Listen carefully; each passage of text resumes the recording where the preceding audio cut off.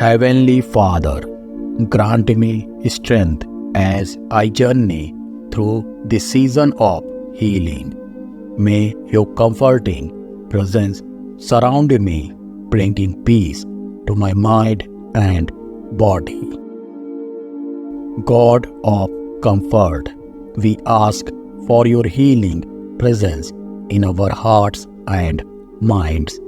Help us to process our emotions and find peace in your loving embrace.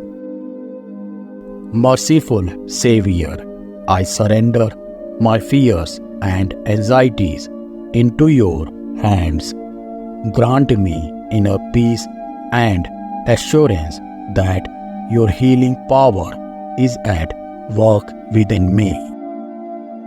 Heavenly Father, I trust in your perfect timing.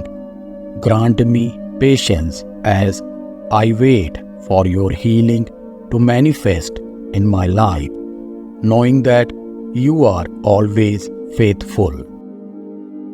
Loving God, we seek your healing touch on our families.